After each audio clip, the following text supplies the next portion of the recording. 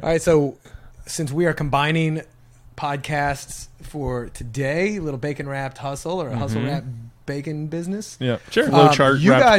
You guys always bring yours in with a little beatbox and rap, and I always bring in mine with the sound of sizzling bacon. So I'm going to start off with hit it. What's up, everybody? Welcome to Bacon Wrapped Hustle. That's the whole intro. That's wiki. So we figured we'd do this. You know, Brad's got a podcast. It's pretty good. I mean, if you like that kind of thing. We've got a podcast. So his is Bacon Wrapped Business. We've got a podcast, Hustle and Flowchart. We figured let's from time to time do a Bacon Wrapped Hustle and all kind of talk about what we've learned over the month. It'll be like, what, a once a month thing? Maybe once every 6 weeks or so? Once a month sounds good. How about to start? Not daily? Not daily. Not no. daily. Not daily. By the way, for anybody who's not watching this on the video, this is a special video episode, so we are recording this right now, and if you're just listening on iTunes or Android or whatever the hell Android people listen to it on, Stitcher, then we'll put a link to the video in the show notes. Is that Sounds right? good. Sounds good. And that'll be posted on what? Your site, It'll our be posted site. in places. It'll be all over the webs. Yes. You can't. You get probably rid of won't us. have a hard time finding it if you went to one of our sites. That's true. So the one thing I want to make promises to these people is that if you watch this, at the end of the show, Joe is definitely taking his shirt off. Ooh, wow. Hey, now. Whoa.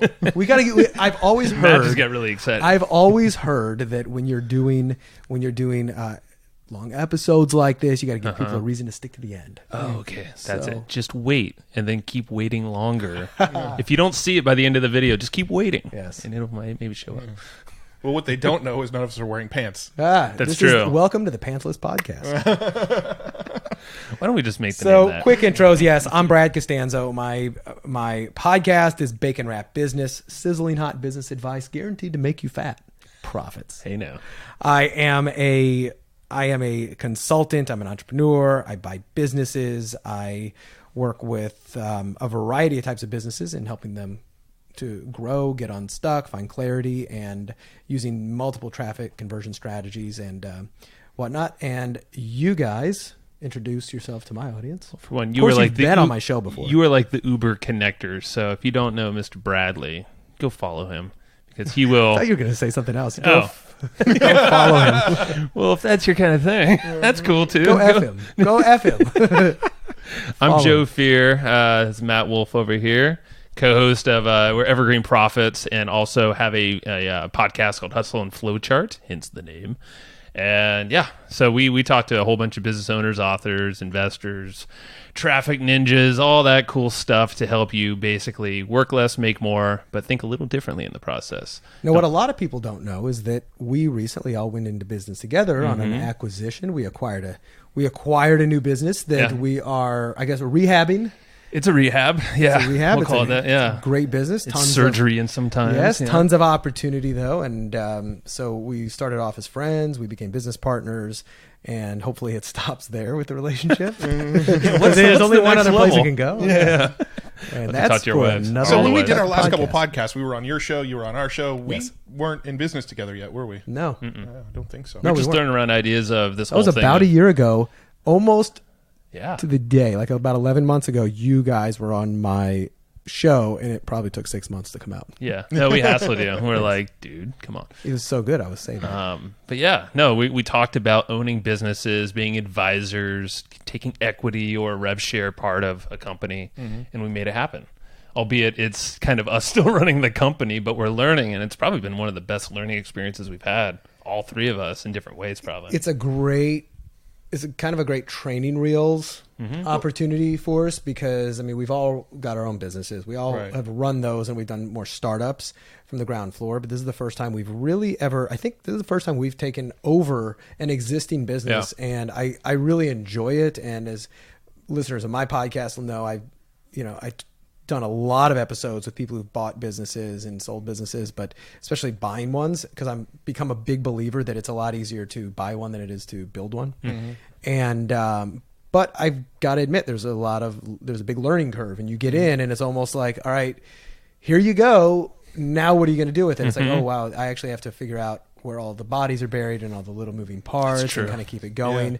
And all of us are very busy, and we don't have time to just devote like, hey, let's just work on this, because Right. it's not a big enough business to just get all of our attention. All the attention. Yeah, no, it's been a good exercise in, okay, we've each got businesses. Now there's this other piece in here. How do we scale a business without us being involved on a day-to-day basis? We're having to figure that out as we go, because we don't have time to be involved, all of us, on a day-to-day basis, because we've got other shit to run. Yeah. And that's the thing. It's like, I feel like we've all bought things at a smaller level. So like we bought some courses on Udemy from product owners out there, basically rebranded it and then launched it. That was cool. That was like $500 at a time, but it's a creative way to get a head start in something. And that's a great way still. Like you got to vet the product as you would with any business you buy. You vet it, financials, is the market there, get some proof. No, that's a great point. I mean, the point of, if you think of acquiring a business as some insane monumental thing, well, it can be, obviously, but one of the quickest ways to get your feet wet is do what we did. Go and find somebody who's selling a course on Udemy. They're probably not that invested into it. They've probably got another day job. They've got other stuff going on the side. They set up a Udemy course as a side hustle. If somebody comes along and says, look, I'm going to give you $1,000 for your course, they've probably made $1,000 total on the entire time they've been on Udemy. Well, Udemy's screwing them anyway. So yeah, they're desperate for some cash. Right. And I forgot to mention, this episode sponsored by Udemy.com. Screw you, Udemy. Screw Udemy. No, it's funny. We actually have courses on Udemy ourselves, and I think we get like $3 PayPal commissions like once a month. Legitimately, yeah. Pretty awesome. There's a lot of reasons why Udemy is screwing their product owners, but there's a lot of good talent on there. So absolutely. Well, and one of the things you bring up is a big believer as well, is like, people don't have to buy business. You can buy assets. Right? That's what that is. Yeah. Can you borrow it? Can you buy it, as opposed to building it? And people who listen to my show know that I talk about these two words quite a bit, and I try to put a lot of these under this umbrella of access and influence. So access being, access, like, what do you have access to? Do you have access to customers? Do you have access to product or content or distribution channels or capital, et cetera? And there's a big difference between access and ownership. If you don't have to own it, if you can access it, right? So therefore, a lot of people are familiar with doing joint ventures and affiliate partnerships. That, to me, accessing your audience without having to own it. But at the same time, like, access can mean, can I buy it? So if you're a Udemy author and you've got a great piece of content and you're not really doing a great job, how can I access that? Well, there's a couple ways. I can go out and just give you money for it, buy it, you go away and it's mine.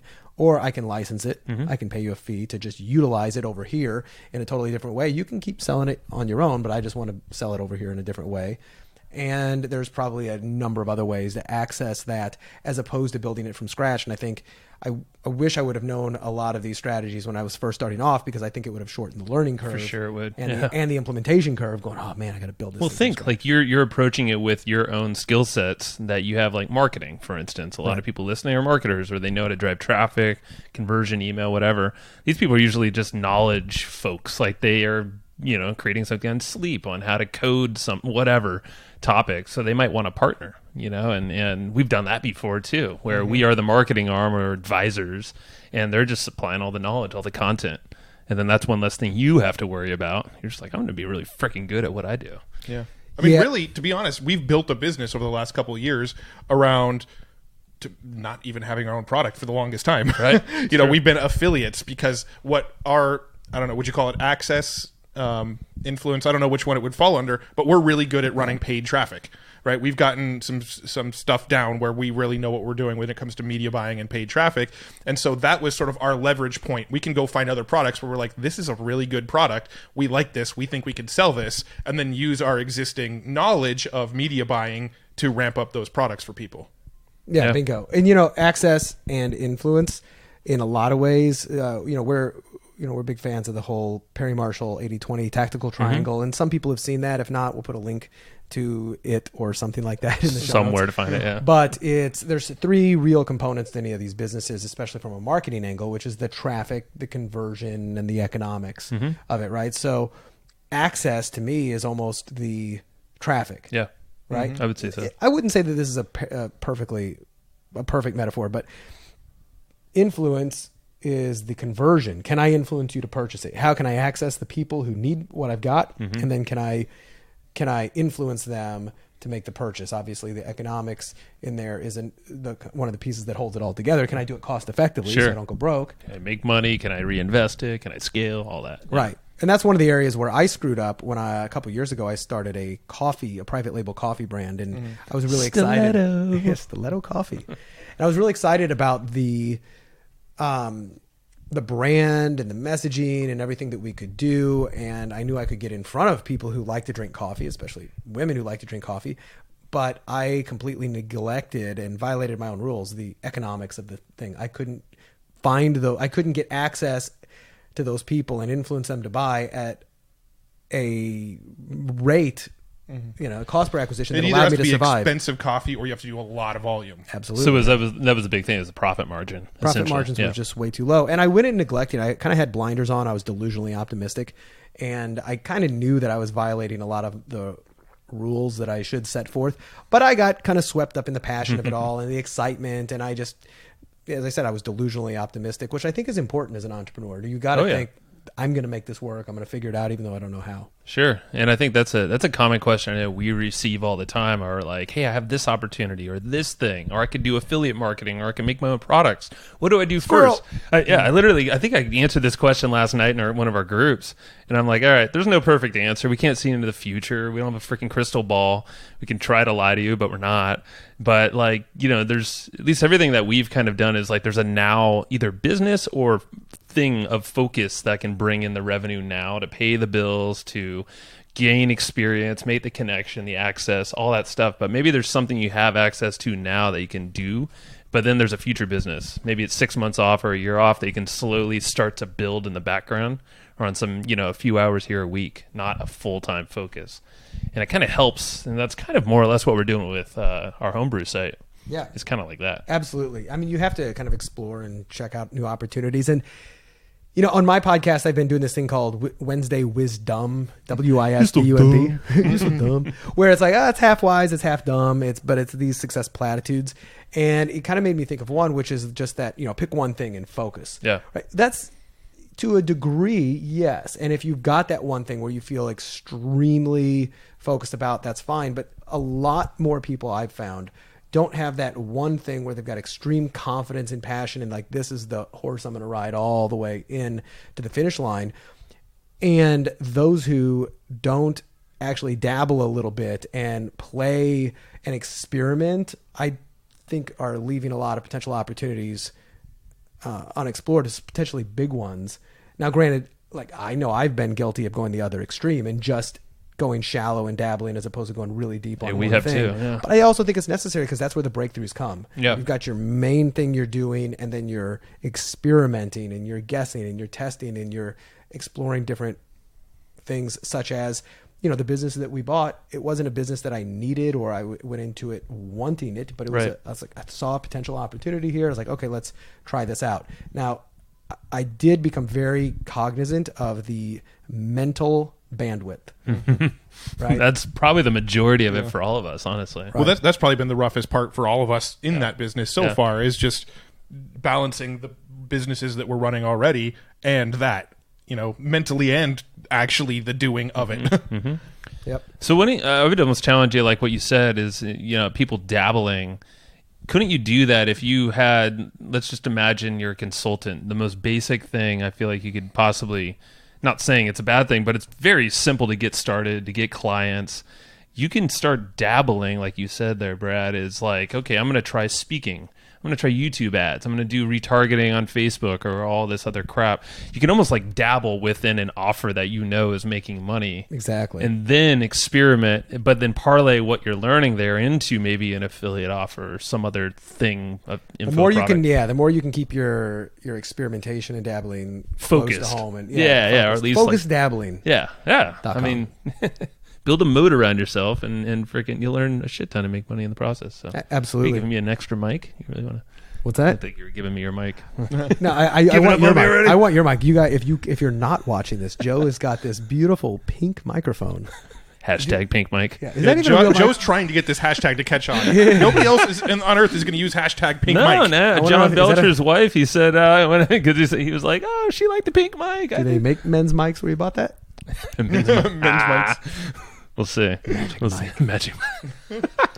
So, but that was a good little tangent. I mean, that's what we've been. I think that's like our biggest struggle. I think, but also growth in the last like you said, almost a year. Yeah, and so for me, because my aspirations, and I just recently almost purchased a much bigger business for like 7 figures, and we went into due diligence, and this was a multi-month process, and I decided to walk away at the last minute because of a handful of red flags that I saw. And I was just like, I'm going to instead help them make money, but I'm going to just create a profit center and kind of act more as a consultant on this. But I went in deep, and the 7-figure transaction required me to learn a whole lot about a whole lot. But at the same time, I was honestly scared to death about what if this thing closes and now I have full operational control of this. Oh yeah. And I have to admit, this is one of those things that still, like, you get out of your comfort zone. This is where I'm out of my comfort zone is, if and when I acquire my next company, because I know I will, because I am actively looking for this, as we all are. Will I have what it takes to step in and step up and run that and do it in a way that, it's game on and not kind of floundering? Because with the business that we bought, it's small enough to where it's too small to get a lot of our time. Mm-hmm.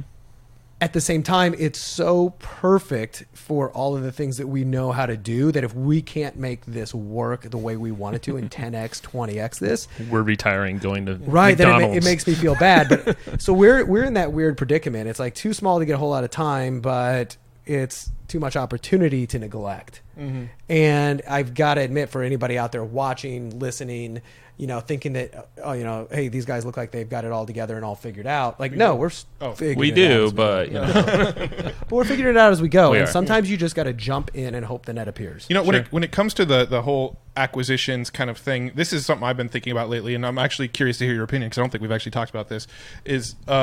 I've kind of more taken the approach that if you figure out one thing that you can really specialize in, like, you can become the expert at this thing. For me, it's media buying. I love paid traffic. I love experimenting with paid traffic. If I can get really good at that, then when we're out looking for acquisitions, I'm specifically looking for businesses where the missing piece is traffic.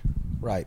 And so that's kind of the approach I think we're sort of heading down when it comes to that acquisitions path is, Joe's a sales guy. I'm a traffic guy, right? Conversion, traffic. That's why we're good partners. He focuses on one, I focus on the other.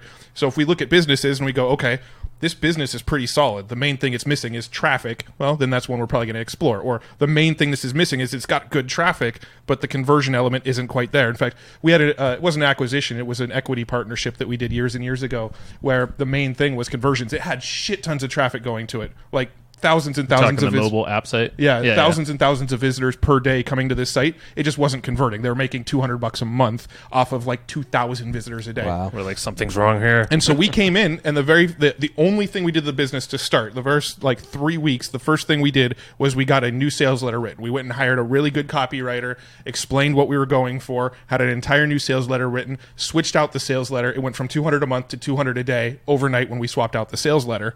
And then the next step was, okay, we've got this converting to the traffic that's there. Now, how do we even take the traffic to a next level? And then we started to put our focus on the traffic. Mm-hmm. But we went into it knowing, okay, it's got most of the pieces. We just have one piece to solve, and that piece happens to be one of our specialties. Yeah. And so that's kind of the way I think in the future we're going to go into acquisitions, is that approach. Does one of our specialties solve the problem that this business has? Right. And I think that's super strong. And I know we've talked about this. Joe and I share a lot more in common as far as marketing specialties. Mm-hmm. We're kind of more on the creative, the conversion, the connection side. You're the cold-hearted Blackheart traffic Yeah. monster. No, I hate people. He's just a big dick. Whoa, you guys really are close partners. If you know that. know. We were all So giving he each other is one. we were all giving each other nicknames a few days ago on one of our group team. meetings, and I named myself Mr. Nice Guy. I thought that was a great nickname for myself. Of course, everyone on the team was just laughing. And then everybody else renamed themselves to Matt is a dick. We're like, yep, he is a dick. That would be one name, and then but you're spot on there, and I think where in the past for myself, it's caused some mental, I guess, frustration. Is I've never felt as though I am a supreme expert in one specific specialty inside marketing. Like, I'm a great copywriter. I'm not the best copywriter. I'm a great email marketer, but I'm not the best. And there's a lot of these things where it just kind of is those internal feelings of self-confidence, and it was always hard for me to kind of pick that specialty. But one of the things that I think I am really good at is that resourcefulness of, in which I think it'll apply really well in future acquisitions. Is I'm very resourceful. I know where to find the people and the leverage points. I mean, I found you guys to help out, right? no, you like courted us, and Yes. you bought the business before you even got the agreement. Yes. And then you roped us in there knowing that we would become partners. It was the Correct. wildest shit. Yes. Highly No, but calculated. I But think, it's true. I think you don't give yourself enough credit too. Yes, we're all generalists. We all love to learn. I think That's an entrepreneur, I feel like. I think we all have that in common, that we're all learning about everything, but what we choose to focus on from an implementation standpoint is not everything we learn, right? So for me, it's been traffic. For Joe, it's been sales and conversion tactics. From our perspective, what we've always seen you as is this amazing networker, connector. You figure out how to put this Dot piece with connector. this piece where most people don't see those pieces fitting together. Right. Yeah, and that's what, thank you. Yeah, because that dot connecting has been one of my strengths. Where, somebody once recently called me a kind of a catalyst, which I like a lot, because it's like, listen, it's a change agent. You drop Brad in, and one little thing he does may be a big leverage thing, but it doesn't do all the work. It just does some of the primary work that kind of gets it moving. And what we were just talking about, kind of especially the way we structured this deal, and when I purchased the site, it kind of goes back to one piece of advice that Jay Abraham I've heard give, which is, he said one of his favorite strategies or mindsets is get control of an asset, figure out what to do with it later. And that's what I really was trying to do here. I was like, okay, I'm going to get control of it. Then I'm going to figure it out, get my foot in the door. Because if you are resourceful and you work on that resourcefulness and realizing that if you use access, if you use influence, if you kind of connect those dots, there's not too many problems you can't solve. right. Especially, you don't have to know everything if you know the people who do. I read something, I believe it was in the Story Brand book by Donald Miller or not, but they were describing this guy's business, and he kind of had the same predicament where he felt like he didn't really fit into any specific specialty. But what he ended up realizing after it was kind of uncovered is that he just knew what he wanted to do or where he wanted to go. And he was able to kind of, like what you said, and I feel like we do this in our own specialties, but you do it probably the most often because you're dealing with a lot of businesses, is that you have a vision for the future, and you find the people or the tools or the strategies that are going to be necessary to get there. You might not know how to do all that shit because you shouldn't know that, but you know the end game, like what's the goal? Like in 3 years, we want to sell this business for $5 million or something like that. Right. How do we get there? Another thing too that I've noticed about you is you're always putting offers out there. You've got a lot of stuff that's out there floating around. Like, you might see an opportunity and you'll go to the guy and say, hey, let's do this deal, and you'll throw it out there. Right. And you might find another opportunity, hey, let's do this deal. And you're planting a lot of seeds all the time so that someday you may be able to sow them, Right. Yeah, I try to play the long game on that. And, you never know unless you ask is a big It's huge. thing. Yeah. That's one of the things I also talk about, speaking of asking. This is a little bit of a diversion, but it just kind of made me think, talking about acquisitions and buying companies and uncovering opportunities. If anybody's out there runs a marketing agency, if you're a consultant, if you work with clients, I find it mind-boggling that people don't ask better questions, such as, so have you ever thought about selling this business? And because that's where these opportunities get uncovered from. And a lot of times they go, oh, well, what do you have in mind? Or what would you sell for? As we were sitting here, I literally got a message from a guy just saying, hey, do you know anybody who buys, X, like these types of businesses? He's asking, right? And and I actually do. So we may be, working a broker on a connection deal maybe right here. Exactly. Yeah. And And see, that happens all the time with you, because every time we meet with Brad, it's always like, hey, I got this cool shit going on right now. It's a great opportunity with this big name person or this well-connected investor, rich guy, whatever. There's always something there for you. UFC fighters, billionaires, guys like that. Seriously. What I do. There you go, day. man. But it's I think it's perfect for where you're at, as long as you kind of own that and know, like when we were talking about, there's deals you could get retainer, rev share, equity. As long as you're there, just giving value, maybe up front, quick wins, but you're helping them, guide them to whatever that big thing they want. Exactly. But you show them a little bit of path there, which they probably don't know, then you win. Yep. Everybody wins. So this has been awesome. Do you guys want to change it up a little bit? So I don't know if we want to do this now, or we're actually figuring out the structure of this show as we're recording it. So you're hearing a real life process in this is process. This is stuff we literally sit around and talk about anyway. So we just decided we got to record this. So here's what I think would be cool for this, for our Bacon Wrapped Hustle episodes, is every month when we do this, we have like 3 or 4 questions that we circle back around to that change every month. So, like, one of them that I was thinking is, like, what's one book that you're really big on right at the moment? What's one tool or software or something that's just really, really helping you in your business right now? What's one sort of tip or tactic that's working right now? These are all things that if we ask the same question next month, it's going to change next month. And so I think if we kind of have a series of questions where every month we're kind of like gauging what's going on, and people can hear the progression and what's working for us now. I think that'd be a really cool thing that people would get excited to tune in for. I think that'd be cool. I love it. So what's a badass tool you're using right now, Matt? Well, shit, I didn't want to start with me. I came up with the idea. I'm using Mevo. Mevo. For those of you who are watching me and watching my little hands on my phone, I am not surfing Facebook. But that's a different question. That's our gadgets. So let's start with gadgets. Gadgets. I am playing with Mevo, the camera switching live thing. And I don't know if you guys can see this here, but we're going to go Inception style. You're going to look at yourself, looking at yourself, looking at yourself. Look closely. And I can really easily make some of these edits that you guys are seeing in the pans just using my camera. It's pretty cool. It's on the fly. Yeah. On the fly. It's recording our audio. I mean, we have some professional mics. It's our podcasting mics, but we're also recording for Mevo audio through his iPhone. So that thing transmits to this Mevo, has a little card in there, stores it. You can stream it live. We're not. I think if you guys want to check it out, it's getmevo.com.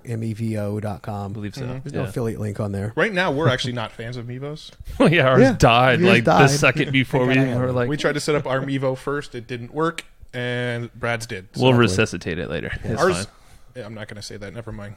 So gadgets. Any other gadgets? Okay. I haven't been doing a lot of gadgets. Well, Matt and I like the Mevo one's good. So. We splurged on an iPhone X or 10 or whatever. Have you guys heard of this iPhone thing? Well, the 10. I mean, it's like I don't know. It's just crazy because there's no damn button on the front. It's just all facial recognition. That's that thing that came out like 12 months ago, right? Yeah, shut up. It's new to me, damn it. Hey, Mevo's been out for a couple years.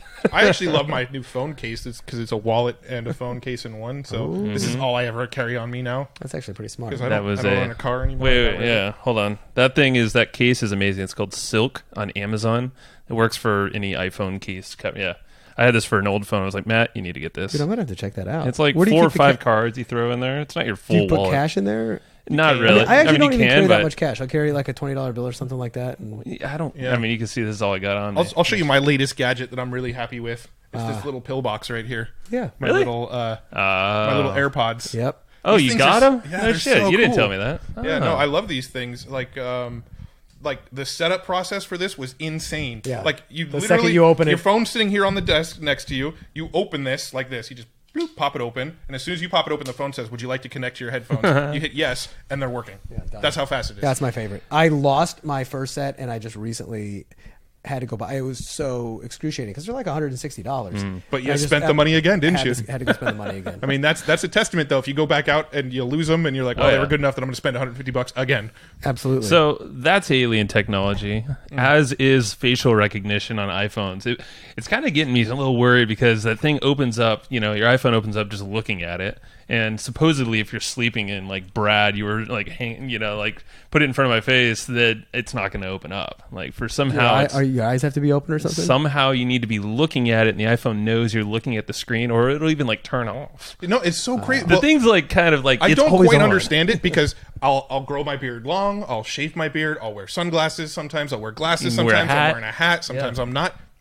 Never had an issue with it not recognizing me. Yeah, it's funny. Not even that, but just even like with Facebook Live, for instance. I was recently somewhere, and I think it was in the Mexico house build that I was on, and I was down there with my partner Frank Shamrock, who just a little guy no one knows about. Yeah. But I had the phone and I turned it on him like this. Now Frank is wearing sunglasses and a ball cap, and I was like, I just turned to him like this, and within the first second that I turned to him, it says, "Would you like to tag Frank Shamrock in this?" And it was a video. He's wearing a hat and sunglasses. Like it knew immediately via video who this was. Just think about like just all the data that's getting gathered from all this, all sources. I mean, you got Apple, iPhone. Well, as marketers, Facebook. I mean, that's amazing. Yes. Yeah, we like data. So those are some good gadgets. I'm surprised. Yeah, that's cool, man. No, I like my AirPods. They're awesome. I mean, I started random tangent, but I started walking my dog like every day. I haven't been going on a lot of walks. I started walking my dog every day, and I was getting really sick of the cord dangling down. I'm like, I really need to get some wireless, so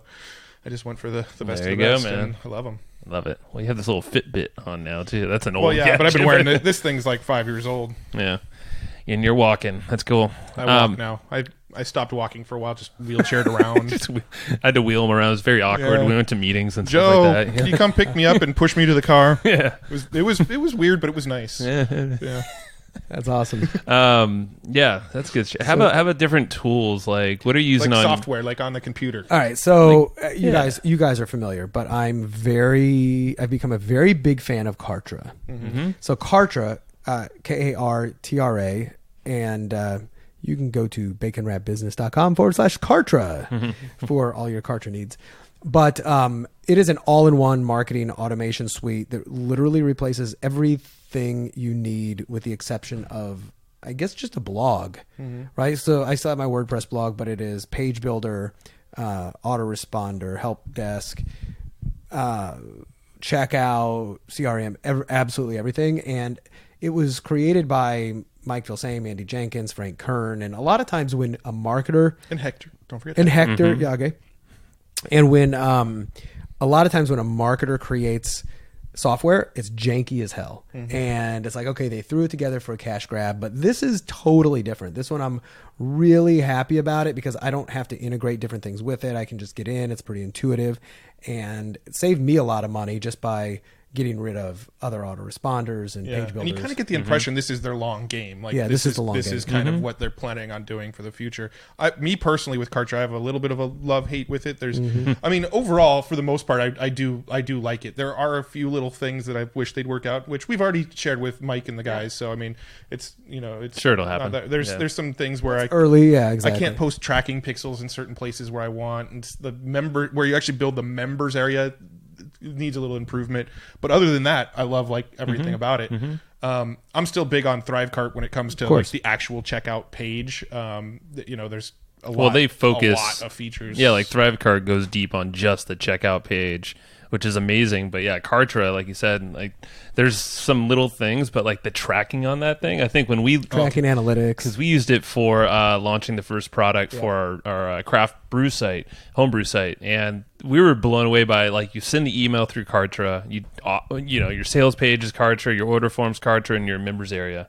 And that whole thing is like you could track to the minute detail of how like which emails freaking fired off a sale. Some of the automations in there amazing. are insane. Like if they watch 25% of the video, send them this email, tag them with this, put this offer in front of them. If they watch 50% of this video, then tag them with this, send them to this video and this. Like some of that stuff is just like insane. And then they've got the, like when you're logged into the members area, they've already got the card details on file. So you can put like a one-click upsell once somebody's logged in just to add to their members area. Some of that shit's really... Love it.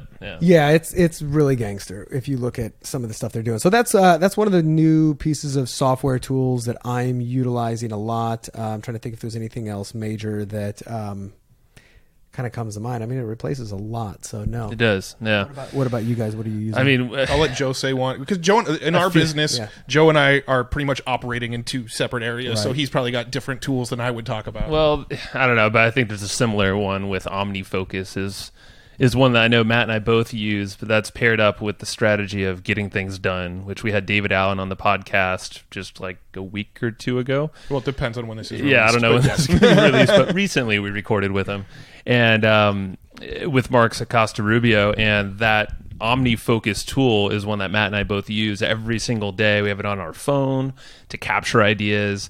Also, obviously, it's a good capture device if you know the getting things done methodology. This is a great tool. Or if you're just looking, like for me personally, I struggle with organization, with like just streamlining all these different buckets that I'm living in every day. Matt is way more in tune to that stuff naturally, but for me, you know, it's kind of wrangling in this chaos side of my brain to where I can function more so in my own personality. It's not changing who I am, but OmniFocus is great. It's not cheap, and I believe it's only for Apple devices, right? Yeah. I mean, I love OmniFocus. Yeah, that's a great tool, and I use it a lot too. I think Wunderlist could be like, or Evernote could be alternatives. It's like a task list thing. You sort of unload tasks into an inbox, and then you go and organize them into separate projects and folders and stuff. And it's really good at organizing your brain. The one sort of beef I have with it is really the cost. It's expensive, because like you could buy it on your iMac or your MacBook or whatever. Buy it on a desktop, and it's what, $60 to get the Pro version, the premium version that we use, and then you go, cool, I'm gonna add some stuff to my phone. Nope, they want you to pay another $60 to get the phone version. Oh, and if you have an iPad, you got to get an iPad version too. So like all in, you could be like $240 into this task management product just to be able to use it across multiple devices. But saying that, it's been worth it to me. I mean, I've used it so much, and it's just been badass. I think the big thing, though, where people could screw themselves, which I think I would have and probably not followed through with OmniFocus, is not having a solid strategy, like getting things done. Luckily, we had have a mentor, Mark's, a coach, to kind of help us with the little minute details of how he would structure stuff. But definitely I would recommend, if you think you need some organization, don't just jump into the tool and think it's going to be easy, because it won't be. You need to like watch their videos. I think they have some training on getting things done, or just read the book and then apply it and use that thing as your tool, your trusted tool. What's on that? So I know I've read Getting Things Done in the past, and I know the basics, probably about 70% of it, and it's the early stage stuff is not bad, but then I'm not really. Did you kind of lose it a little better? Yeah, I kind of start to do it, and then I'm like, okay, I like the brain dump, I like the initial organization and whatnot, but then it's when it gets down to managing in it I don't know, maybe I'm just Did you ever have a tool? Like, did you have something you did all that organization? Well, I usually use Todoist. Okay. Which you can make that work with GTD real easy from what I've seen. But some of it's intuitive. I probably just need to go deep on it for a little while. Yeah. It's funny. I was reading something on it. Some people were talking about GTD, and one of the complaints was it's kind of complex. It's complex enough to where they were like, I think David Allen wanted to make it. It's David Allen, right? Yeah. You know, here's a book and here's the basics. I'm going to give you just enough to whet your appetite to get you hooked, but then I'm going to make it complex enough that you have to give me a bunch of money to learn it. Maybe. Right? They do have coaches. Program, right? Yeah. So I am not the most efficient at time management, unfortunately. So it is an area that I'm trying to get better at. And see, that's you and I, and that's like my focus right now, is to wrangle that stuff in. And partially it's because we interviewed with him. I've read the book before, but never just like you. it didn't stick because I wasn't applying it. I wasn't making moves with it every day. The capture part of it was like, I think it's the most freeing thing that you could possibly do, because you just take all those open loops out of in your head and you put them on paper or in that device. That's my favorite part, is to write it down. And then I look at it and I'm like, can it just magically disappear? Well, that's the thing. I mean, we go into conversation like, you don't have to do every single thing on the page. Yeah, that's one thing that David Allen was really talking about a lot when we had him on the show, was that most people think if you list it down in your inbox, your capture phase, you've got to do this. But really, when you go through and you do your review phase, where you're kind of looking at everything you've listed out, you could delete freaking half of it if you want. You could delegate a bunch of it to other people. Just get the ideas out of your head. The whole idea is like a mental sort of freeing thing, where you go through this capture phase because you got a lot of shit spinning in your head before you go to bed, first thing in the morning. Just capture everything as it comes to you in your head and just get it out of your brain. And then later on, when you're in a review phase, you can go, no, that's crap. No, that's crap. No, that's crap. Delete a bunch of shit.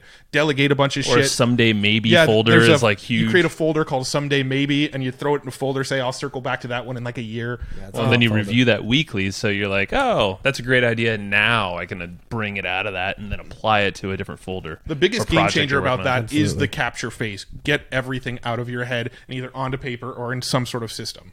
Absolutely, and that's the easiest part for me. And that's the part that is the main thing. 70% there. Yeah, that's like seriously. That's the thing is the decluttering of the brain. Yeah, but I have two more tools. Go for it. Both of them I've actually written blog posts on.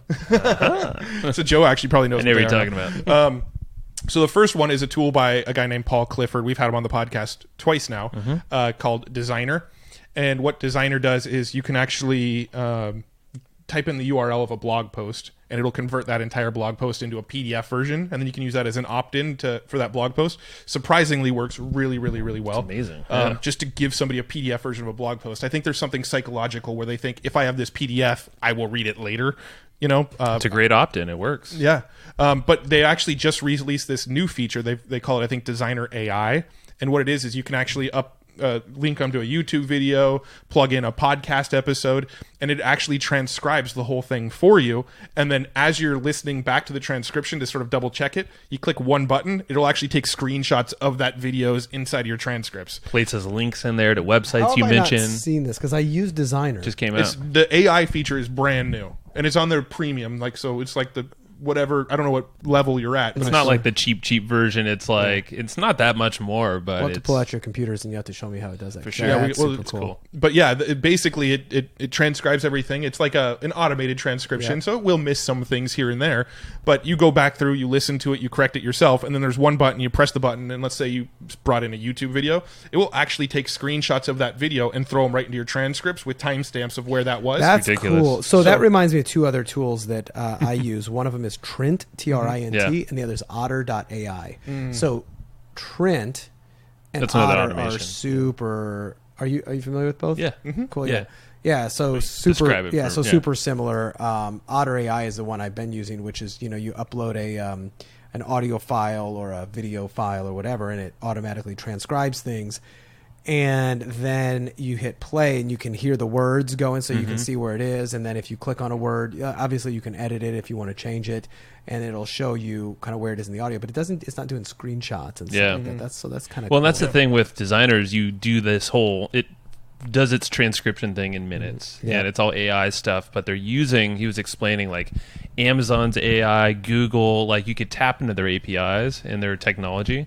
And that's how it's transcribing a lot of that, and it's constantly learning. Yeah, the tool gets smarter. So as you go through and you transcribe stuff, when you fix little errors, the tool's getting smarter based on that information. Like, dude, even random names. Like we tested this with one of James Schramko's podcasts, and I think I purposely used, I think it was Scott from Wicked Reports. Oh, yeah. His last name is just DeGrossier, but I would never be able to spell that thing.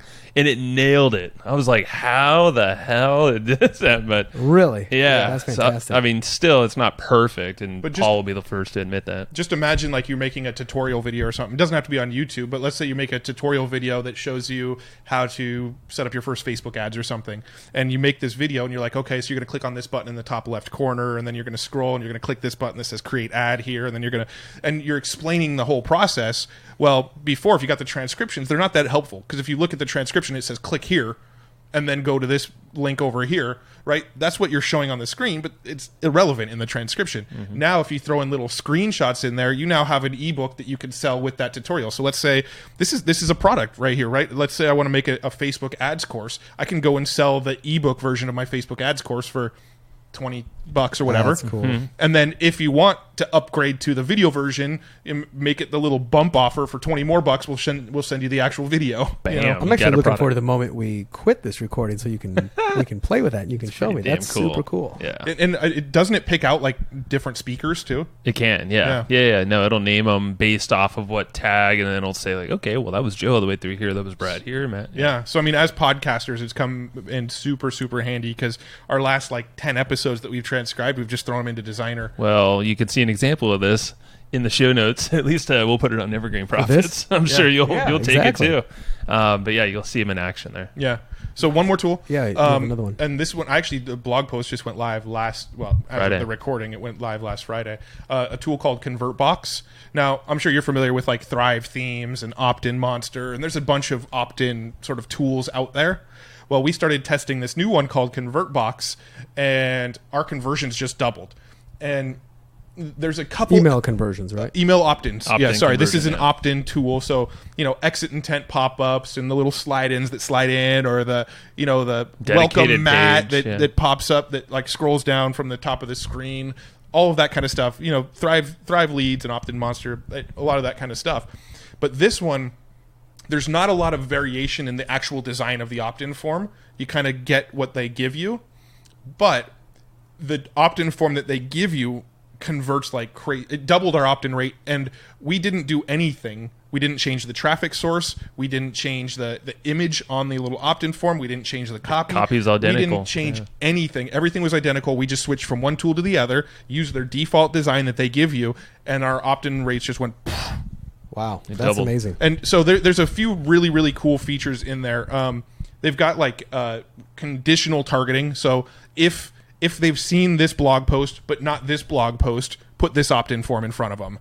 If they came in from a Google search, put this opt-in from them. If they came in from a Facebook ad, put this opt-in in front of them. Dynamic. So all sorts of like switching. Dynamic sort of opt-in boxes based on previous things that they've done. If they read this blog post and they're in Germany, show them this opt-in form. If they read this blog post and they're in the US, show them this opt-in. So it's all cool. sorts of like conditional opt-in forms that you can do. And this is the thing that I really, really liked was there's an option to make it based on tags. So if you're using WordPress, all I have to do is say, I created a tag that was like, one of our opt-in is the marketing stack cheat sheet. So all the tools we use in our business. If I give it the tag marketing stack cheat sheet, now any blog post that has that tag on it, this opt-in form will pop up. So you tag the blog post with marketing tag cheat sheet. Oh, cool. Mm-hmm. Yeah. So basically now all I have to do is every time we make a new blog post, we've got like 5 or 6 lead magnets that we use. We're starting to use unique lead magnets as well, but we've got 5 or 6 like default lead magnets that we'll use based on what the content of that post is. So if we talk to like a financial guy, like a Phil Town or some of the cryptocurrency guys we've had on the podcast, we've got one opt-in that's very relevant to those types of conversations. If it's a mindset guy, we've got a different opt-in. So now all we have to do to make that opt-in work is we publish the blog post or the podcast to go live, and then I just give it a tag with whatever lead magnet I want it to pop up, and it's just on there. What are you guys mainly doing for your more unique lead magnets, especially as they apply to individual episodes? We make a cheat sheet, like a Cliff's Notes version of the episode. So we have a whole process. Patty on our team does that. She manages all of our content, writes our show notes, does transcriptions and things like that. What she does, and this is great, this is easily something you can have anyone on your team do or hire it out. She listens to every episode, takes extensive notes, like I think handwrites all this stuff. So she's just like jamming it in her brain where she like knows this stuff probably better than getting pretty smart. Yeah, I'd say so. Good free education, huh? Well, actually, we're paying her. Patty. But yeah, so she takes those, then creates a cheat sheet, which is like a couple of pages or longer. And those are like Cliff Notes version of every podcast. And usually we'll highlight a process or something that like step by step someone can just download and then implement. Yeah. Do you know approximately what the per episode like conversion rate is on that, at least on your blog post? On the unique ones? On the uniques? Well, yeah, in general. You know, But the I people who haven't land on looked- your page and look at it, like what? On the unique ones, I actually haven't looked at the numbers fairly recently. But I would say a good... Our old numbers before we were using this convert box, we were getting like a 3% opt-in rate. Yeah. Now we're getting a 7%. That's good. So, And that's literally without any customizations of anything. So, in from part, 3% to 7%, the unique opt-ins where it's like, okay, we talked to Brad Costanzo. He talked his 7-step process to buy a business. 0% opt-in. Here's the cheat sheet to get those 7 steps. Right? Those we might see like a 10% of the people that go to that page. Right. It's a little boost over what you'd see on our default opt-ins. Cool. I like that. good tools. Cool. Tools are great. Tools are great, but And we'll list all of these in the show notes. I don't know if Brad will for his people, but we will for our people. Will now. he's just going to copy and paste Yeah. from our page, and we're going to go to Google and be like, slap him, stealing our content. Just call me out. This will be a fun one because we need to publish this on the same day. Shut up. And All right, and challenge we'll to you, man. So you'll be this will be like in stereo. This will be 2 different places on iTunes. Yes. It will be stereo.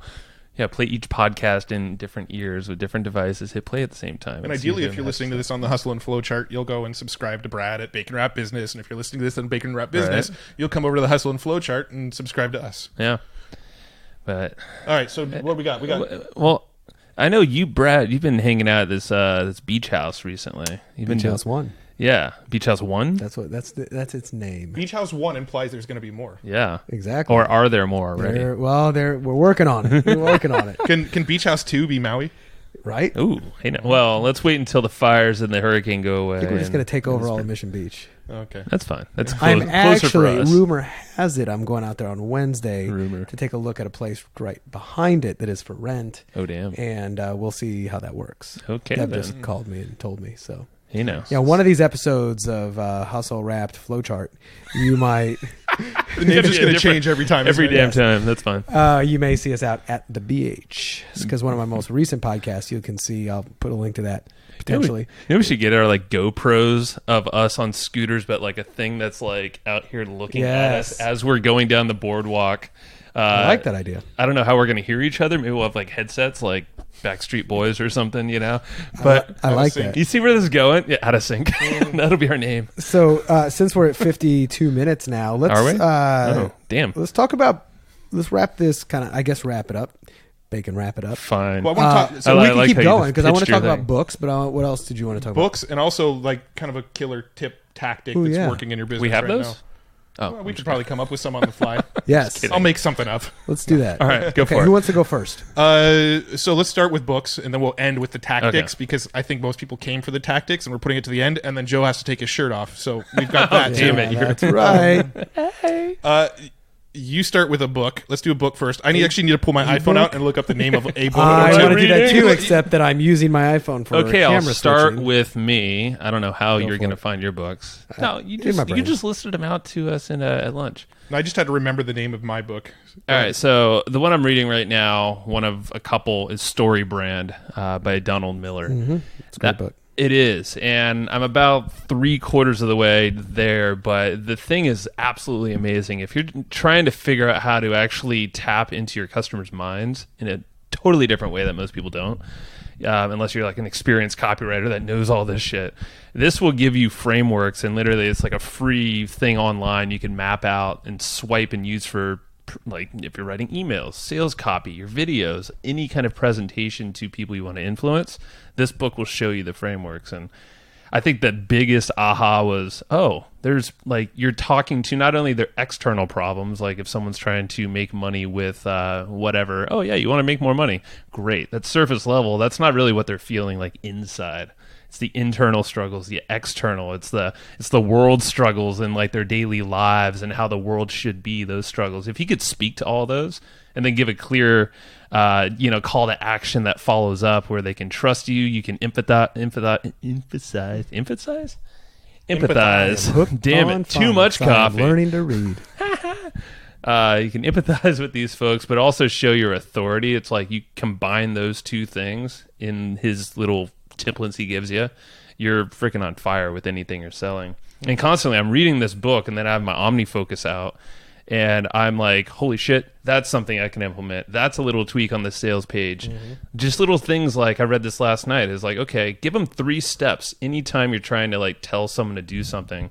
Tell them like, okay, what happens before, let's say they want to buy a product. Say, okay, well, figure out like where you're at, what you're looking for. You give them like an idea of like kind of give them like a list of things that they can invest and say, okay, this is what I want to learn. Then you say, okay, well, join the course. And then after the fact, now we're going to walk you through these couple steps here that are like the common next steps after purchase. And it kind of helps answer objections that people normally would ask or maybe never ask and just go away and not buy. So you're almost like answering this and you're just growing trust prior to ever even asking them to do something. And it's just like 3 sentences. That's one way to just push them over the edge without any real selling. Love it. So StoryBrand's amazing for everybody. Yeah, super. So you've been on fire? I have. Does that make you an entrepreneur on fire? I will be. Why? I'm just wondering if you're ready to ignite. Oh, damn. JLD's like our favorite listener. He loves us. Don't be throwing shade at I'm not throwing shade. I'm just saying. Where did that come from? I just heard you say you've been on fire, how- and it made me why think of is- entrepreneur on I didn't fire. even know I said that. Why Yeah. is it I don't say, are you ready to sizzle? Are you ready to sizzle? Please start. I need to start. You should. Do you want me to go or do you want to go? You go. Hopefully Brad can You figure out literally his just books. looked straight ahead and said, "You go." Well, I was thinking. I looked at your phone Oh, because you had books out. Come on, Bring Matt. it. There's a Bring it, reason. Matt. okay. So right now I'm actually reading Clockwork by Mike Michalowicz, but I'm not. That's not the book that I'm going to mention. You just did. I did, Too but we're late. going to have him on the show and we'll dive deep into that We will. book.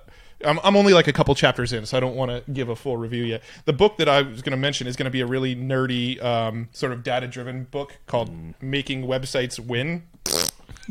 Just kidding. It's probably a good book. It definitely is a good book. It's an amazing book. It's called Making. I'm looking at my iPhone. Making Websites Win. Apply the customer-centric methodology that has doubled the sales of many leading websites by Carl Blanks and Ben Jessen.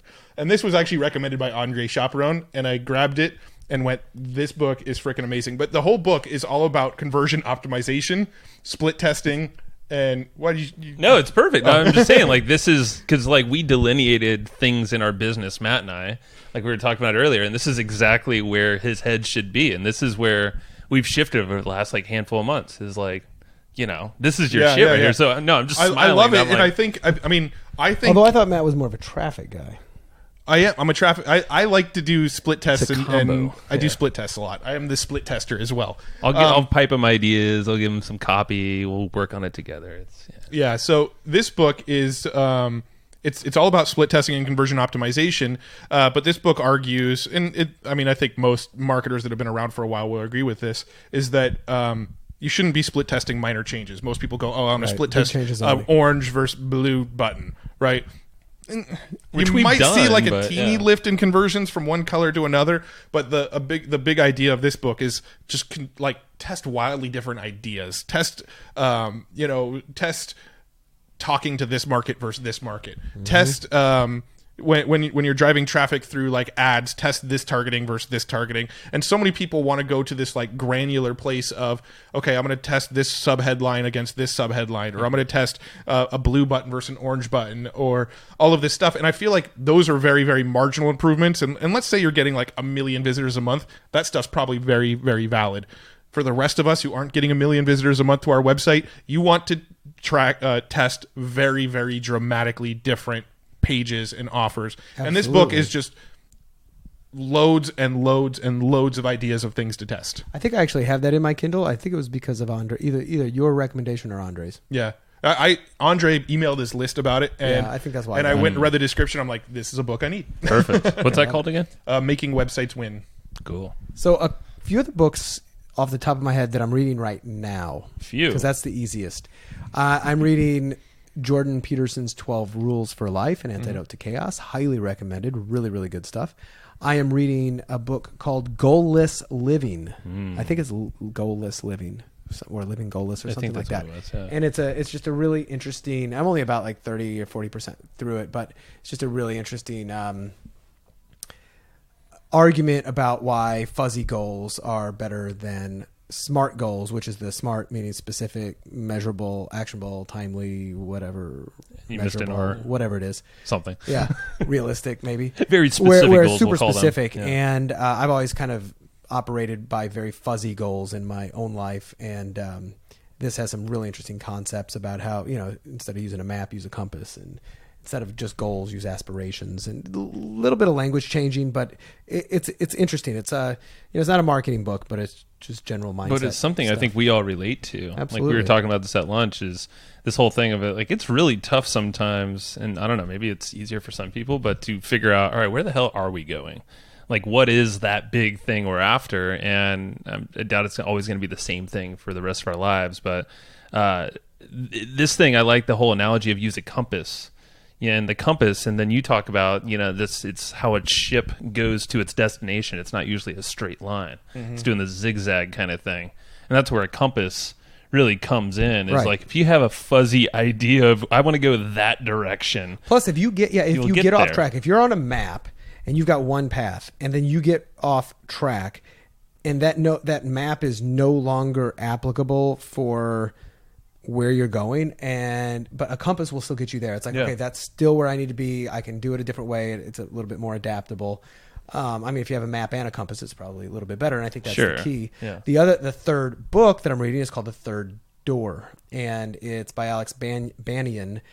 And it is, it's just a really interesting book where this guy interviewed and studied some of the world's top leaders, from Bill Gates to Warren Buffett, actually interviewed them. And his whole thing was to find out what was one of the keys that unlocked their career, and what was that kind of those pivotal moments. And what he realized is that, there's the first door in, which is just, the traditional method, work hard and get in. There's the back door, which is, I knew somebody. And a lot of times there's that third door where it takes some ingenuity, some creativity, some brute force, and some luck, and all of those combined. And it's like, that's the way in. And sometimes it it can read like an adventure story the way it happened, and you don't really realize that. Not everybody just had it handed to them, and not everybody just, worked and took the traditional route. A lot of times, it's a way you're like, oh my God, I didn't even know that. So I literally my Kindle says I'm 19% of the way through. He set up the premise, and now he's off to his adventures. Nice. So that's a super good book. As I said, I've got a lot more in there, but those are the ones I'm reading right now. And you said Steven Spielberg's one of those examples. Yeah, one of those examples was Steven Spielberg and how he got his career going. And a lot of times, by the way, it's some sneaky, underhanded, not in an unethical way, but like sneak your way in. If you actually read, so one of my clients, Jesse Itzler, wrote a book called Living with the Seal. Mm-hmm. And in it, he talks about how he got his first record album. And the way he got his record album as a white Jewish rap star back in the early 90s was that he was working at a record studio, and basically like cleaning floors and doing not much else, and trying to get a demo in here and there when he could. And there was a rapper named Dana Dane who I wasn't really familiar with, but I think he had a couple big hits back at the time, and he had left a demo tape there, and and Jesse grabbed it, and he knew that this guy, I think his name was Mike, who's a record producer, that his favorite artist was Dana Dane. And if I remember the story right, he called him up, and he's like, yeah, this is Jesse with Dana Dane, and we want to get this demo to you. And she thought he was saying he is Dana Dane, so she's like, yeah, okay, yeah, Mr. Ross can see you now. And he goes in, and he's basically acting like he's Dana Dane, and he's not, but he finally gets his foot in the door. He's like, no, that's not me. He's on his way, but he wanted me to, but while we're waiting, let me show you my demo. And then he got a record deal. Yeah, wow. So it's just kind of finagling your way in there sometimes. But got to be a little schemy, It's thinking out of the box. It's okay. And he explained that story in Living with the Seal? Yeah. Oh, cool. Yeah, exactly. I like it. I've also got some videos of him explaining it where, like on video, it's just super cool. But Living with the Seal is a great book. That's a good book. Yeah, I read that a few years ago. Yep. So, what else we got? I have some. I can take this all over the place. I have like some random questions we can talk about just for fun. Go for it. All right. So, out of curiosity, if we were talking about this earlier, but I think it's a fun conversation. Like, what would your sort of ideal business life look like? Either one. I think we all have a similar answer to this. Get paid, do nothing. Well, I think we're all in a pretty good agreement. At least we've chatted about it as podcasting, is doing stuff like this. But because podcasting, I feel like for all of us, it's a perfect opportunity to just chat like this, talking to cool people about business and stuff, and getting paid. Well, it's exactly what you just said. Is like you almost like hack your way into different circles too. So if you like, for us, I know with our podcast, a lot of the times it's selfish, and our guests know that. It's not like we hide it, but we can instantly grow our network and that reach, all that stuff you were talking about that enables you to get in, maybe learn a strategy, but also just get in with a circle of people that you would have never had the chance to. Like David Allen, for instance, like the author of Getting Things Done. We're like, holy shit. And that would have never happened without a podcast. I mean, I think that personally, I think that would be a really great business, is to, have a great business going that we love, that we're working in our fields very well. But podcasting is something where it's like, look at Joe Rogan. I agree. I'm with you there. For me, it would be, if there was only one thing I could focus on, let's say there was some like rich investor that's just like, I love you, I'm going to pay you a bunch of money, you just go do whatever you want. Yeah, this would be it. Do we have one of those listening right now? Yeah. If you're listening. Yeah, if you just want to give us money because you like us, this is what I would do. And you want us to open doors for you? Ooh, we'll mention you. For real. That's good. I would legitimately, I would pretty much just go all in on podcasting. My dream podcast would not necessarily be about business and marketing all the time. I would talk about it from time to time, but I would love to have like that Joe Rogan style podcast where it is just, I talk to interesting people all the time. Sometimes it's about business. Sometimes it's about Matt Wolf talking about whatever the hell he wants. Whatever I want. Sometimes it's about travel. On Joe Rogan, it's a lot about UFC, which I'm not as into, so probably would get rid of that element. But he talks about like substances and stuff like that. I find it all fascinating, and so I would just have like really interesting conversations with people that I find interesting. Some of them would be about business, but it would just be wherever I want to go, and we just talk about it. And then I also figure out some way to get traveling into the mix. So if you're listening to this and you know how I can build that life for myself, if you are a sugar daddy, come be my sugar daddy. Mine's real similar. The only thing that makes me think that wouldn't be perfect is the, if money's no object and got to do this, like, I don't like the idea of being tied to it all the time. Like, oh my man, I got to get it out. So like, a Tonight Show host or something like that would be phenomenal. Be Jimmy Fallon or whatnot. But you're also tied to it. Taking a month or two off is harder to do. Now with podcasting, it's easier because you can backload a lot of episodes. And we're also working with a travel podcasting kit right now. It's true. Absolutely. Could do this from so anywhere. It's not. Yeah, so, okay, you just basically... And, we have a great process where you can hire it out, editing, uploading, show notes. That is true. I mean, ideally, so my ideal scenario would be I would have a studio, probably not unsimilar to the one we're in right now, where there'd be like a big table. The mics would be kind of permanently mounted there, and I would have a studio guy your job is to hang out in the corner and make sure the audio is coming out good. Just make sure we're talking, and that's it. Now, I agree with you.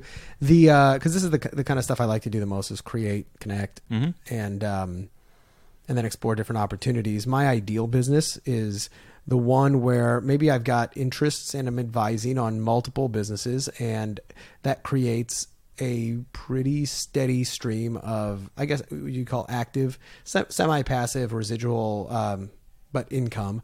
And that allows me to swing for the fences and chase new blue oceans and uncharted territory and opportunities and new projects.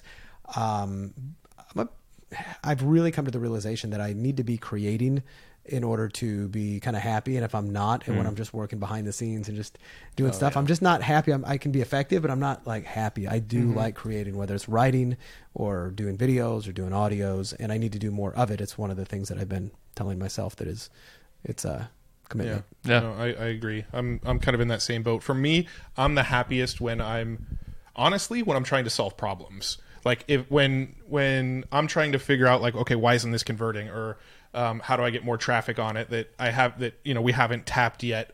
I like really, really being experimental all the time. And if I'm experimenting and testing new ideas and testing new things, that's where I'm happiest. But I also love really, really interesting discussion. That's just my favorite thing. Same. Out of in our entire business, everything we do in our business, the podcast, hands down, that's the one thing that I would never let anybody take away from me. Right. You can't take this. Yeah. Well, there's been times I've thought about quitting, and I've thought about like, I don't know if I want to do this anymore, just because I've gone through, you go through the ups and the downs and the lulls. It's a marathon, man. I mean, that's But in general, I wouldn't quit. No, and that's the thing with podcasting. I know you had a longer show, the Multiply Authority podcast, but we started back in 2010, and definitely didn't have the long-term game. Like we thought it would be a business, the podcast. Well, our first podcast, the Online Income Podcast, I think we released 3 episodes. Probably, something like and then gave up on it. And then I think maybe a year later, I had 2 podcasts at the time. I had the Business and Blogs podcast, and I had the Online Income podcast, which was co-hosted with Joe. The Business and Blogs podcast, I think, made it to about episode 15. The Online Income podcast made it to about episode 3. Then Joe and I reunited to do Evergreen Wisdom podcast. Did like WIS 10 maybe? DMB? That was, I think we got to like maybe episode 17 with that one. Yeah. And then I did Beyond the Hype with Josh. I think we did about 12 episodes with that. And then, See a trend. yeah. But then the Multiply Authority podcast, I made it to like episode 70 or something. And then Joe, I talked to Joe. I said, hey, do you want to co-host a podcast with me? And so that podcast essentially just got rebranded as Hustle and Flowchart, but kept going. But we had a different intention going into it. I think that we were like, all right, this cannot be the business. So if you Like, look at our this is gonna podcast be feed, just The podcast speak- isn't. Yeah. I mean, in most cases, a podcast is not a business. Right. yeah. Oh, Right. no. There's a few people who can really. Which is why I knock it said out of the someone park. needs to pay me to be able to do it. Exactly. Like even sponsorship money. Like You you've ever got to thought be about doing doing Patreon? Yeah. Oh, we haven't thought about it. But I've thought about it. We haven't played with it. Yeah. I've talked to some people who, some of the guys we met with the other day who do the Optimal Living Daily podcast. OLD podcast. They use Patreon, and they were telling us it does okay, but it's nothing. Buys them a And six-pack they of have beer spon- every week. Yeah. Yeah, and they do have sponsors. But I mean, I feel like to make really, really good money off sponsorships, you've got to be Yeah, up there. a lot Like you're better like the numbers. top 5% of podcasts. Well, Absolutely. the OLD guys actually, and Justin's probably listening to this because he listened to all of our podcasts. So hey, Justin, they're amazing because they have built a business out of their podcast, but they do it in a very strategic way. They're leveraging a lot of different platforms and people. So check them out; it's amazing. But it's interesting, yeah, because we met with them last week up in Irvine. Because they know how to get the eyeballs. I think they have millions of people every single month listening to their podcast. That's amazing. Which is outrageous to me, but amazing. But then they don't really know the conversion element. Like they don't know the marketing and how to really scale the money side of the thing. Right. Whereas that's why they came to us. We came to them for the visibility. Them to us for sales stuff. We both have areas that It's we can help interesting. each other out. It's Yeah. very symbiotic. But That it's still it's the coolest part of the business though. So Yeah, it really is, and it's one of the things I've, more so doubling down on as opposed to just treating it. I give my podcast love, but not as much as I should because you get busy, you run in business and making money and doing everything else, and then it's funny when I look back at all of the amazing opportunities and things that I'm doing in my business and my life. Like 80 or 90% of them are a direct result of the podcast. Oh, I can't agree more. I mean, the network that we have, the connections we have, I mean, a lot of them were built before the podcast, but the podcast was just exponential growth. Yeah. Well, those connections connected us to people at a different level or in different circles, higher up. I mean, it doesn't matter how influential they are, but it's different circle, and it's just a big web we're building. And what's interesting too now is when we go to events, we go to Traffic and Conversion every year, and we go to a handful of events throughout the year. I used to be like, oh, you're Matt, the WordPress classroom guy, right? That was my first business I ever had. Or I merged and became Learn to Blog with Bradley Will. So like people knew me as the blogging guy or the WordPress guy for the longest time. And Joe was the video guy. Joe had a video agency, so everybody knew him as the video guy. Now we go to events and everybody's like, oh, you're the Hustle and Flowchart guys. Yeah. It's I'm become the our baking identity guy. now. Yeah. Same here. The podcast has essentially become our business identity. People know Hustle and Flowchart brand more than they know the Evergreen Profits brand. Absolutely. That's fine. They are connected, but yeah. Same here. And I've at times wanted to change my brand from Bacon Wrap Business because it's fun, it's a little cheeky and cheesy and funny, but it's also memorable as hell. And everybody Well, your says clothes constantly just I do look like I'm wearing a shirt. Well, you made just of bacon, waft doesn't out it? bacon smell at all times. I Yes. don't know. It's like he rubs Right. oil You in there. should get some like bacon cologne. cologne, and then when you walk around at events, does somebody smell bacon? Oh, it's Brad Costanzo. There he is. So everybody knows when you walk in the room, even if you're like not even near them. Right. That's true. Well, that usually happens too, but not from bacon smell. Yeah, it's just because you don't shower very often. Crop dusting. Or that. Oh, okay. All right. On that note, let's. I think we're good. Huh? I think this might be a good last wrap up question, but let's each kind of share a tip or tactic or something that's working really well in our business right now. Okay. And let's start with Brad. Ooh, you son of a bitch. Quick. What is working really well? And it doesn't have to be something you created either, because I'm going to share something that I learned from somebody else. So Right. So I've been working on a content framework that is starting to work really well, and I'm utilizing it with clients. And it is, because content is king, and building a brand out there that tells a story, that does a story brand, and builds an audience and creates people who know, like, and trust you is hard, or it can be challenging if you don't have a framework. And I used to tell clients just create content, just micro snackable content. And the hard part about that is that they were, kind of fumbling around, not exactly knowing what to do. So I've been I've created this framework whereby it starts with a brainstorm, and then they slowly filter it out to, okay, what is the general theme of the kind of content you want to create? Which of your, like, the pillars of your message does it really support? Like, usually there's like 4 or 5 pillars. And then is it, there may be 20 different types of things that, you can create. And then of those, is there a point you're trying to make? Is there a metaphor or a story that can back up that point? Is there a moral to that story? Is there a kind of a call to action? And, a call to action, especially if you're trying to do content branding type videos, doesn't have to be, hey, opt in to get my ebook. It can be, so next time you're going through this, I want you to stop and think and do this or write this down. So it can be an action you can get the person to take without you. And by doing that, you're kind of, you might be giving them a result in advance that they can apply and then, have good rapport with you. And it's just starting to make it a lot easier for the clients that I'm working with, going, oh, okay, now I can see how I can start to distribute content, different types of content that support my message. So I love it, man. Something that's working. That's cool. I dig that. I would say a lot of the focus that I've been doing, and this is something that Matt and I, and probably in the last couple months, we've really just been like I mentioned earlier, we siloed ourselves into these positions where we feel like we're the best at in our business. So what I've done a lot of is the sales. It's communications with prospects, also with buyers, so previous customers, cross-sale opportunities. But the big thing is like personalization of the sales process or even the follow-up. Like I'll do live chats all the time. So a constant thing that I have in my daily tasks are follow-ups. So that's going to involve email, the forums that we have in our buyers area, our members area, Voxer access. We have a private access area for higher paying clients. We have mini chat. So it's the live chat, messenger chat. We have our Facebook groups, all those things. I pretty much like have this list that every day I go through, and the mini chat might be multiple times a day, but in those chats, I'm not only talking with them, I have some macros and stuff, so I'm not making things up every single time. So it's a time efficiency thing. But Loom videos. I think I learned of Loom from you originally. Loom's great. And I use those when I see an opportunity where I know this person's going to watch it for one. If they're halfway engaged, I'm probably not going to do this. But like I'll shoot a 3-minute video and they'll say like, hey, how does this work on the back end of Thrivecart, for instance? And I'll show them how to integrate. Like I'll just shoot a Loom video, fire up the camera. I'll have my face on there and, complete this video, personalized for them with their name in there, call to action at the end, give them a good reason to follow up and actually ask me a question. Because I always try to create an open loop in every single message, so it forces them to respond. It's usually just a simple question, and then from there, in the Loom video, in the title, I always put their name and the date.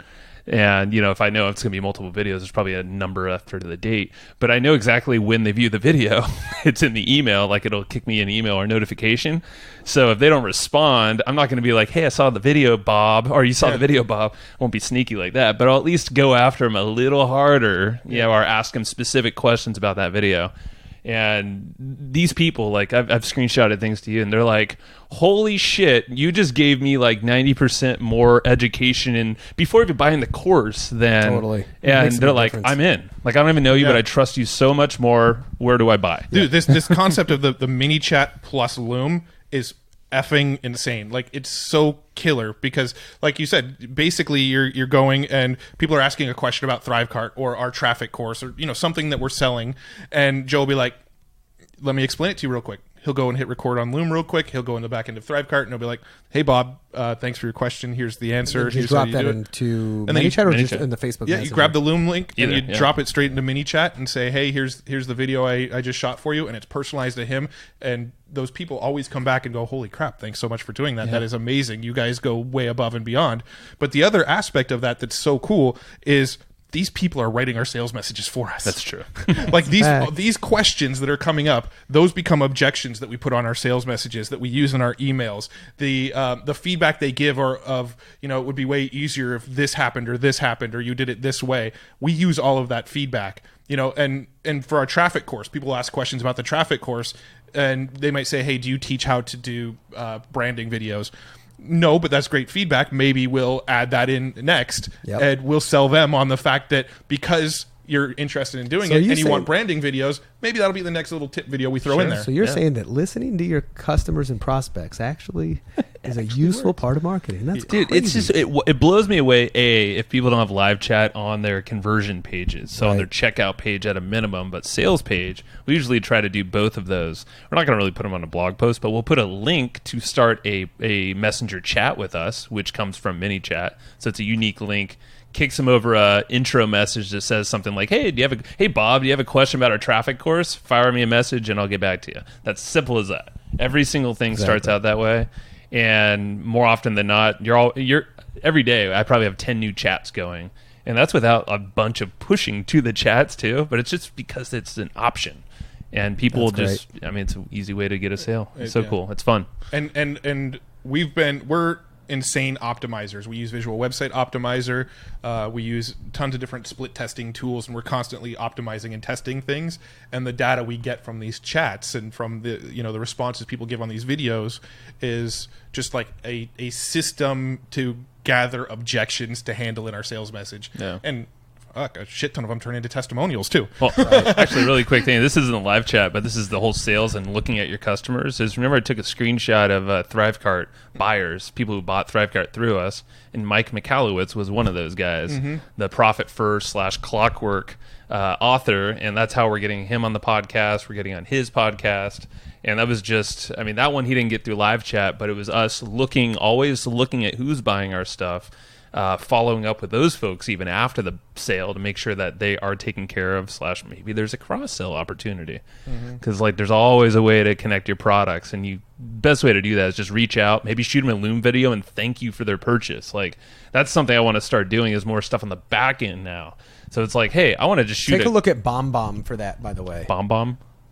B-O-M-B. Cool. So it allows you, it's an app on your phone and your desktop, and it allows you to take a quick little video. This is like an in-person video. You're not doing screen share, I don't think. Yeah. But an in-person video, and there's all these automations and stuff, but what it'll do is I might just hold up my phone or I'll get on my laptop and just say, hey Joe, thanks for buying this product. I hope you get a lot out of it. Let me know if you have any questions, and then I can have it automatically send to you. But what BombBomb will do is it'll integrate with your email, so it'll send it out. But it'll automatically create a little GIF, whatever. Is it GIF or GIF? I always say GIF. I say GIF. Same here. It creates a little GIF of you talking, and then it implants it in the email, and then whenever they click it, you'll know if they open the email, if they clicked it, and if they watched the video. And then you can set up automations that say if they did this, if this then that. Yeah, if this and that. Now, technically, you could do that also in stuff like Kartra, but it's and other things, but it takes a little more time. BombBomb is set up specifically for that. Perfect. And if you see, for instance, do you get notifications on your cell phone? All the time. Okay, cool. So, of a sale? Oh, certain cases, yeah. Do you get notifications on your cell phone? No. Not at all. No one calls me. But you know who gave me this idea was our mutual friend Michael O'Neill from Solopreneur Hour. So he said whenever he gets a So you can't do this if you're selling thousands of products a day. Right. But if somebody buys his course, he'll get on, and I don't know if he uses BombBomb yet, but he should. And he'll see it. He'll just pull out his phone and do a quick little video. Hey, I saw you buy this. Thanks. Hope you like it. And then he just manually emails it to them. And he mentions their name in the video and everything, right? Actually, he texts it to him. So he says there's a, and I'll have to reach out to him to find out what it is, but there's an app that allows you to kind of have a free text message number. So it's not your cell phone. They don't have your cell phone, but it's a secondary text line. Like Twilio? So it's not Twilio, but it's maybe something like that. But it's very easy. It's on your phone, and it's easy to do. So he'll text it to them because he'll see their phone number in their thing. He'll text it, hey, I just saw you bought my course on how to be cool. That's cool. And thank you very much. And he goes, oh my God, it just generates so much rapport. Yeah. And he does mention their name, right? He does say like, hey, it's Mike, very personal. Yeah, it's not. It's very personal. Did the same thing. Yeah, James Shremko does that with his membership. When as we well. joined his membership, immediately it was like that day on a Sunday, I believe. James he was at the mall or something. Even if you're getting like 20 or 30 sales a day, that's not hard to do. Because that's like if each video is 20 seconds long, it's nothing. What you do is you create a video that has like your message, and then you make a little 2-second video that says, "Hey, Brad," and then you just tack it on. You're like wearing totally different clothes in the second half of the video. That's like more work than it has to be. Way more work. It's a great idea though. But no, we'll make an app to do that. That personal touch works though. Yeah. It's amazing. Or what you do is the new iPhone thing where like you look like a unicorn that's talking. Yeah. Dude, I've started sending text messages now because of that facial recognition thing. Like it'll be a poop emoji, and I'll be like responding to people as a poop, and they're like, "What? Oh, that's Joe." Okay. I would have thought. Personally, I would recognize it in a heartbeat. Yeah, totally, Joe. Wouldn't take me long. He's a pilot. That's awesome. Go ahead, cool. Matt. What you got? All right. So my tactic tip actually comes from a mutual friend of all of ours, Kurt Molly. Hopefully he doesn't mind that I share this, but we're having him on the show soon, so he'll probably share it on the show again. He's already been on my show. Did he share the Hot 7? Did he talk about that? He did. Okay, so I'm going to mention the Hot 7 because that thing has been working insane. So one of the feedback, the comments that we've been getting a lot lately from people is, holy crap, you guys are everywhere. I'm seeing you everywhere. I get on Facebook and it's like a different video. You guys must be like shooting 10 videos a day because I can't get rid of you guys. $1 million budget. Right? This is the power of the Hot 7 technique that Kurt teaches. And essentially what it is, and I could totally butcher it, but this is how I'm using it, is you create a whole bunch of audiences in Facebook. This is a Facebook ad tactic. You create a whole bunch of audiences in Facebook of people who have engaged with you in the last 7 days. So you have anybody who's visited your website in the last 7 days, anybody who's liked any of your Facebook posts in the last 7 days, anybody who's purchased your product in the last 7 days, and on and on and on. And you make like 20 different Hot 7 audiences of people who have interacted in the last 7 days. And then when you make little videos like social media videos, you boost them for $1 per day. That's it, just $1 per day. And you target this Hot 7 audience. And so anybody who visits your website, now when they get on Facebook, all of a sudden they're seeing 10 different videos from you. Anybody who likes one of your posts on Facebook or likes one of your ads on Facebook, all of a sudden they're seeing videos from you everywhere. And you can use this Hot 7 audience too when you have offers to sell. So when you have an offer and you want to go after some low-hanging fruit, these are your most recently engaged people. You put those offers in front of the Hot 7. But just that little tactic of creating these audiences of people who've engaged on your website, your Facebook fan page, your Instagram, any of that in the last 7 days, and then targeting them with all of your videos, all of your blog posts, all of your podcast episodes, everything for $1 a day, it just blows up your brand like absolutely overnight. It's insane how effective it is. And you can do this for, obviously it depends on how many $1 a day ads you're setting up, but like $20 a day and you're everywhere. So with that, and to back it up, what were the numbers you just shared with me Friday? I think you're like, check out the 30-day numbers based off of this strategy right here. So when you're inside the Facebook ad dashboard, most people look at impressions, right? They look at how many times has this ad been seen. Impressions isn't a number I really cared that much about, because what impressions is if somebody sees it 3 times, one person, that counts as 3 impressions. But there's another number in the Facebook ads that I think you have to turn on. I don't know if it's on by default, which is reach. And reach is how many people have seen your ad. So if somebody sees it 5 times, that counts as one person in reach, right? And so I actually ran the numbers of how many people have viewed our videos in the last 7 days. We were at about, 149,000 people? Oh, that was only 7 days. Was it? Maybe I did 30. I don't remember what screenshot I sent you. Really? That's good. Even 30, I'm happy with. Okay, so it might have been 30 days. I don't remember exactly what I showed Joe. But so within let's just call it a 30-day period, our Facebook videos, our blog post, pretty much all of our ads that we're running on Facebook have been seen by 150,000 people, and we were paying 3 cents a view. It's ridiculous. And Kurt and I went into that whole paradigm shift quite a bit, which is a topic for a whole nother episode. Oh yeah. But which you can get on Bacon Wrap Business. Go get it. But and soon on our podcast.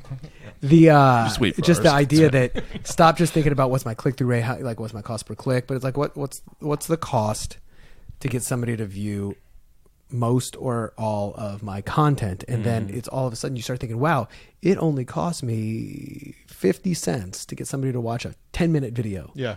And you know what's interesting too is, you know, you're making these videos, and I actually just kind of lost where I was going to go with that. But you're basically you pay like sorry, my brain's fried. I got a new puppy. I haven't been sleeping lately. Excuses. What I was going to say is like, okay. I really wish I was in a fucking band right now where I could use these strategies, because we were in bands back in the day. Dude, we could make a lot of money. I'm serious though. Like you could get so much exposure with knowing just some little things like this to get in front of your target audience. Like, I don't know. I just think of that, and I'm not going to go that route now, but go ahead. Maybe that jogged your memory. So we're running these for $1 a day, right? So you set up one of these things, like one of these videos, and we put it out there for $1 a day. And what Facebook's going to do is they're going to try to get you as many views for that $1 as possible. So you can do the same concept with like $10 a day, but it won't be as effective because Facebook goes, cool, now we have more money to play with. Right. But if you go and set this at like $1 a day for these ads, and you target this Hot 7 audience, you're getting like 2-3 cent video views, and all of a sudden you're getting, 150,000 people have seen your stuff. Bingo. And here's what most people don't realize, and this was a conversation we dove deep with Billie Jean on, was that the brand is so much more impactful than most people think. There was a time in the internet marketing space where people went, branding is bullshit, don't focus on branding, it's a waste of time. We've found quite the opposite, that branding has actually been more impactful for us than a lot of the direct response stuff we're doing, because branding makes everything so much easier. So if we're seen by 150,000 people, and people are just seeing us everywhere, if you get into our ecosystem, and in the last week, like and trust, you've seen like 7 videos from us, and they're like, these guys are fun, these guys are cool, they're goofing off, they're teaching me stuff, this is awesome, I love these guys. Now when I put an offer in front of you, you're gonna be a lot more likely to buy because you've been seeing us everywhere. So if I'm selling you on a traffic course, and I put an offer in front of you that says buy our traffic course, you're probably going to be thinking, well, this traffic course is probably pretty good because I see these fucking guys everywhere doing it. That's the power of branding. Yes. That's the power of these branding campaigns of like these 3 cent views, and we're getting in front of 150,000 people. Well, now that's 150,000 people that now know who we are when we put an offer in front of them, and we're that much more likely to make the sale. Well, and what I talked about a minute ago with the tactics that's working for me, which is that content framework of what content to create, it's with this exact same thing in mind, because if we know that snackable micro content that builds your brand and educates your audience is what works. Well, what content do we have to create to reverse engineer to make that happen? And that's, I've talked to a lot of people on the phone and live chat, and almost everybody listens to our podcast. They've seen our videos, they've seen our ads for different affiliate products too. And it's great to hear this, because it's confirmation, and this is part of talking to your customers too, is you'll learn the stuff that's actually working. Because a lot of this, you can't track every single one of these videos. We are starting to with the Wicked Reports, but that's a slower game. But it's just really cool to actually talk to someone, and they're like, dude, I listen to every one of your episodes, or hey, I love Thrive Card, I found it from you, I see your ads everywhere for that. I'm like, yep, all right, there you go. My favorite thing to hear is when I get messages from people that are like, holy crap, you guys must be spending millions because I'm seeing you everywhere. And it's like, nah, I spent $1 to get in front of you. Or less, much less. Yeah. It's amazing how that works. Good stuff. It's so cool. Well, I think we kind of covered everything. First show? I think first hustle wrap bacon chart. Yeah. Was that high-fiving the audience? Sure. Yeah. Boom.